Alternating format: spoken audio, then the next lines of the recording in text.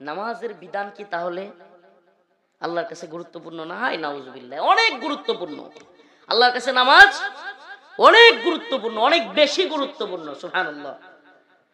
বান্দা এমন কোন মাধ্যম নাই যেটা দিয়ে তার রবের খুব কাছাকাছি যেতে পারে, এর একটাই মাধ্যম, সুবহানাল্লাহ, সেটা হলো নামাজ, সিজদা। আল্লাহকে সিজদা দেওয়ার মাধ্যমেই বান্দা খুব কাছাকাছি যেতে পারে। অতএব আমি বলবো, প্রিয় ভাইরা আমার, বন্ধুগণ আমার, ছোট্ট থেকে ছোট্ট জিনিস নিয়ে ছিদ্রান্বেষণ করা, এটা আমাদের কাজ হইতে পারে না। ছোট্ট থেকে ছোট্ট জিনিস নিয়ে কি করা? এর আগেও একবার, আমার এটা এখনো মনে আছে, এই তখনকার মতো তো আর আলহামদুলিল্লাহ কারাগার আমাকে মানসিকভাবে এতটাই শক্ত করছে যে এইগুলোর এখন আর ওইভাবে নিই না। ওই একবার আমি একটা কথা বলতে গিয়া, তখন খুব দেশের মধ্যে খুব ঝামেলা, মানে একে অপরের দিকে ঢিল চোরাচুরি, কাদা চোরাচুরি এগুলো করতেছিল। তখন একটা বক্তব্যে লাইভে বলছিলাম যে আমাদের উস্তাদগণ, আমাদের নবী, আমাদের কোরআন হাদিস এই শিক্ষা দেয় নাই যে আমরা একজনের আর একজনের বিরোধিতা করতে গিয়া গালাগালি করব।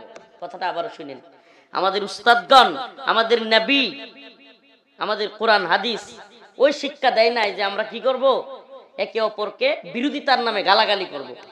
এই কথাগুলো কাট করে প্রথম অংশটাকে আমাদের উস্তাদগণ, আমাদের নবী, এতটুকু কাট করে ছেড়ে দিছে যে হুজুর তাদের উস্তাদদেরকে নবী মনে করে। নাউজুবিল্লাহ। মানে আপনি চিন্তা করছেন, হুজুর কি করে? তাদের উস্তাদদেরকে নবী মনে করে। জীবন ভর খতমে নবুয়তের ওয়াজ করলাম, আনা খাতামুন নবী লা নবিয়্যা বাদি, আল্লাহর রাসূলের হাদিস। জীবন ভর কাদিয়ানীদের বিরুদ্ধে সারা দেশে গলা ফাটাইলাম, কাদিয়ানীদের বিরুদ্ধে, কাদিয়ানীরা কাফের স্লোগান দিলাম।